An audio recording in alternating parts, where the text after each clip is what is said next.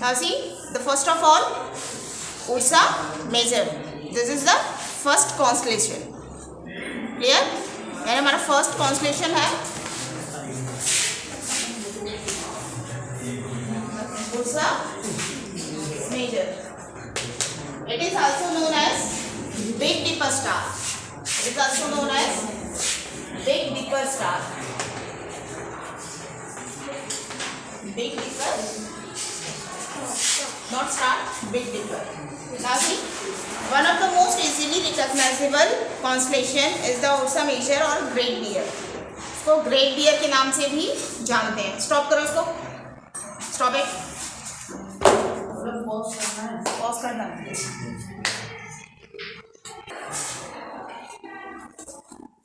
That means it is recognizable as the Ursa Major or Great Bear. इसका दूसरा नाम क्या है? Great Bear and also Big Dipper. Clear?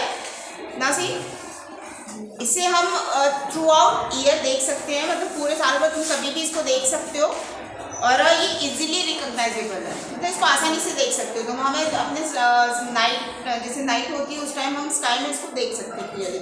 Visible है, ये सब तरफ से विजिबल होता है. It is 7 bright stars appears like the dipper, hence it is also called the Big Dipper. यानी ये बिल्कुल एक भालू जैसा शेप दिखता है. ग्रेट बियर का नाम इसलिए पड़ा क्योंकि थोड़ा बहुत वो भालू से, जो बियर है उससे रिसेंबल करता है, उससे मिलता जुलता है. ये देखो यहाँ पे शेप दिया हुआ है, this is resembling like bear. Clear? Next is Ursa Minor. It is also known as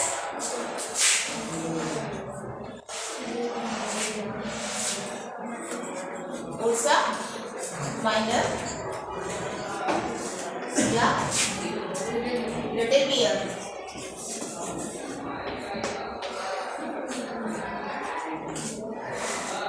Again, it is the group of 7 stars. मतलब मेन जो स्टार्स होते हैं वो 7 स्टार्स होते हैं, लेकिन अगर हम उसे कंपेयर करें, देखने से we are comparing with the Ursa Major, then the brightness of star of Ursa Minor is less than the Ursa Major. अगर हम कंपेयर करें इसमें जो 7 स्टार्स हैं, again both are 7 star constellation, लेकिन इनकी ब्राइटनेस ज़्यादा है as compared to Ursa Minor. इसका नाम क्या पड़ा?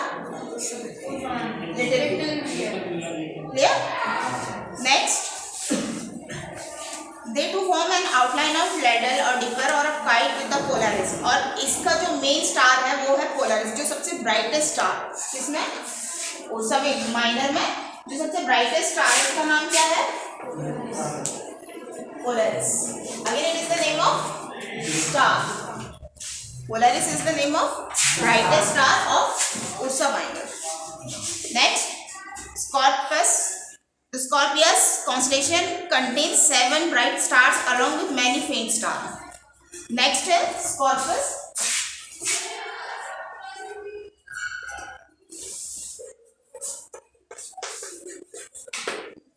Again, it is the group of 7 stars. Clear? ये कितने स्टार का है? 7 star. Clear? It is lies in southern hemisphere near the center of Milky Way. ये कौन से पार्ट में विजिबल होता है हमें? हेमिस्फीयर में. कौन से हेमिस्फीयर में? कौन से पार्ट में? Southern hemisphere. सदर्न हेमिस्फीयर सबको पता है. This is the earth, this is equator, ये नॉर्दर्न हेमिस्फीयर है और ये सदर्न हेमिस्फीयर. मतलब ये हमारे ये समझ लो कि नीचे की तरफ दिखेगा यार, क्योंकि हमारा जो हमारा जो इंडिया है वो ये नॉर्थ हेमिस्फीयर का पार्ट है, तो वो साउथ हेमिस्फीयर में. तो ये सदर्न हेमिस्फीयर में विजिबल होता है Scorpius part. Scorpius constellation. Next, the stars of this constellation forms the shape of scorpion. Scorpion मतलब बिच्छू. किसका शेप फॉर्म करते हैं ये? स्कॉर्पियस बिच्छू का शेप फॉर्म करते हैं. बिच्छू तो देखा है सबने, इसका शेप फॉर्म करते हैं. It is one of the oldest known constellation. ये सबसे पुराना कॉन्स्टेलेशन जाना होगा। Next is Cassiopeia.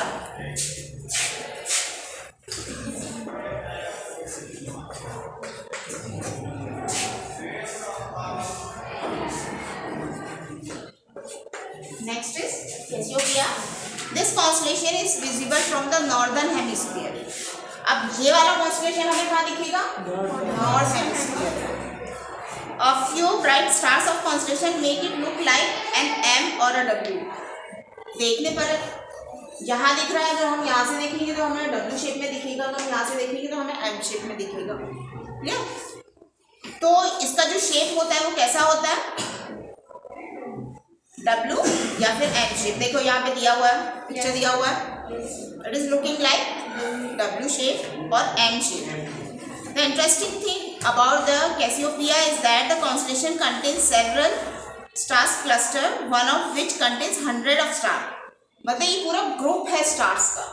ये जो कैसियोपिया है ये पूरा ग्रुप है स्टार्स का, जिसमें एक ग्रुप में 100 ऑफ स्टार्स आते हैं। जैसे ये ग्रुप हो गया, ये एक ग्रुप हो गया, तो अगर हम सपोज इस ग्रुप की बात करते हैं तो इसमें 100 स्टार्स का ग्रुप बनता है। क्लियर हो गया? कितने स्टार्स का ग्रुप बन रहा है ये? 100 स्टार्स का। It also contains 2 planetary nebula, clouds of gases.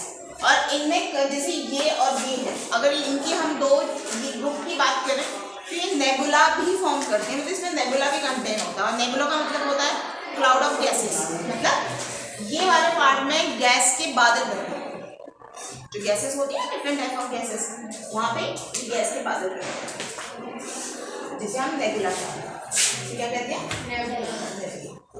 हमारे जो स्टार है ना, सन हो गया, मून हो गया, सॉरी सन, जितने भी स्टार्स हैं इवन इंक्लूडिंग आवर सन, ये स्टार्टिंग उसकी इसी से होती है, नेबुला से।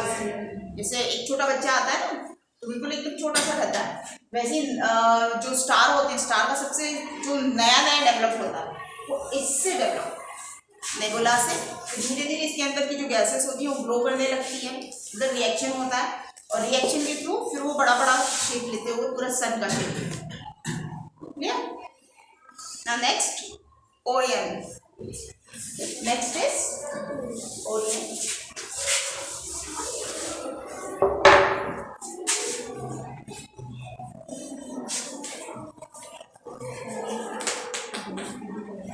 Orion. This is one of the most prominent and easily identifiable constellation in the night sky. मतलब नाइट स्काई में ये हमें इजीली देखने को मिल जाता है। As you can see in the figure, if we join the stars of the constellation with the imaginary lines, the resulting figures look like a hunter with a bow. Orion, ये देखो यहाँ पे दिया हुआ है एकदम लास्ट फिगर। तो अगर हम जितने भी स्टार्स हैं उन सबकी एक आउटलाइन ड्रॉ करें, आउटलाइन ड्रॉ करेंगे तो हमें एक ऐसा लगेगा कि आदमी है जो अपना बो लिए खड़ा है।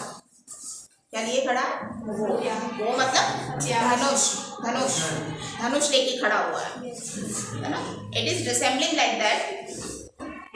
Prominent stars of the constellation as the Betelgeuse and the Rigel, Betelgeuse also called the alpha Ori. मतलब यहाँ जो कॉन्स्टेलेशन है उसमें दो स्टार्स ज्यादा दिख रहे हैं, देखो स्टार्टिंग और एंड दिख रहा है, बेटेलजियस एंड रीगल, ये स्टार्स के नाम। क्लियर? ये दो स्टार्स यहाँ पे दिख रहे हैं। उसके बाद जो बेटेलजियस है उसको अल्फा ओरी भी कहा जाता है, यानी बी से जो स्टार्ट हो रहा है ऊपर टॉप पे उसको अल्फा ओरी भी कहा जाता है। Next is one of the 20 brightest star in the sky and one of the biggest star also known as the Regal। यानी हमारे अगर हम बात करें 20 ब्राइटेस्ट स्टार अभी तक हम लोगों ने फाइंड किए हैं, ब्राइटेस्ट की बात करें, वैसे तो बहुत सारे हैं स्टार्स, लेकिन उसमें जो सबसे ज़्यादा चमकीले हैं, जो सबसे ज़्यादा ब्राइट हैं, वो कितने हैं? 20 में, जिसमें एक बेटेलजियस भी आता है, वो भी एक ब्राइटेस्ट स्टार है। Next, one of the biggest star known to us is Rigel, और जो सबसे बड़ा स्टार है वो कौन सा है? रीगल। अब ये सबसे बड़ा स्टार है, इसका मतलब क्या है कोई बता सकता है? अगर हम डिस्टेंस की बात कर रहे हैं तो ये क्या है? सबसे पास है।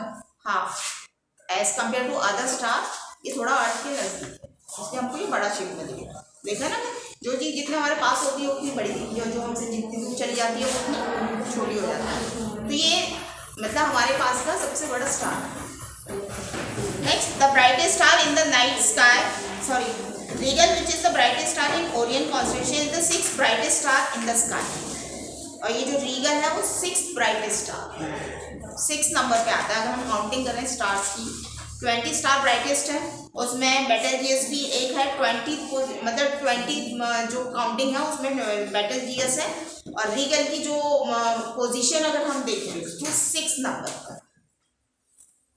Now next, the brightest star in the night sky, Sirius, is very easy to locate with the help of constellation Orion. देखो Sirius अगेन अ स्टार, दिख रहा है? yes. तो ये कहाँ है? ये भी कॉन्स्टेलेशन का ही एक पार्ट है। To locate Sirius, look at the 3 stars at the west of the hunter. अगर हम ये 3 स्टार्स की बात करें तो ये ऐसा लग रहा है कि जैसे एक हंटर की कमर बन रही है। क्लियर? ये देखो यहाँ पे दिख रही है कमर, साथ में एक बो लेके खड़ा हुआ है, हाथ के ऊपर देखो, यस मैम दिख रहा है ना? बेटेलजियस के पास एक छोटा सा स्टार है, ऐसा लग रहा है कि वो एक बो लेके खड़ा हुआ है। Along with the line of the 3 stars, you will see a very bright star. This is the Sirius.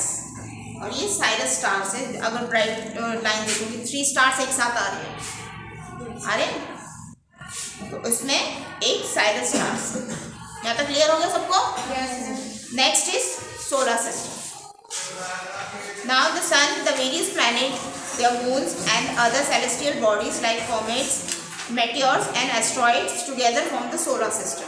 अगर हम सोलर सिस्टम की बात करें तो सोलर सिस्टम इज नथिंग, सिर्फ हम इतना नहीं बोल सकते कि हमारा सन और बाकी जो हमारे 8 प्लैनेट्स हैं वो सब सोलर सिस्टम का पार्ट है, नहीं, उनके अलावा जो भी चीज़ें आती हैं, फॉर एग्जांपल जैसे एस्ट्रॉइड आ रहा है, मीटियोर्स आ रहे हैं, कॉमेट्स आ रहे हैं। कॉमेट्स तो सुना होगा ना नाम, क्या बोलते हैं हिंदी में उसे?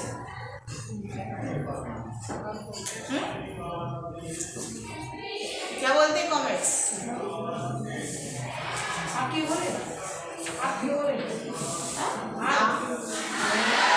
उच्चल तारा, जिसकी पूंछ होती है, उच्चल तारा,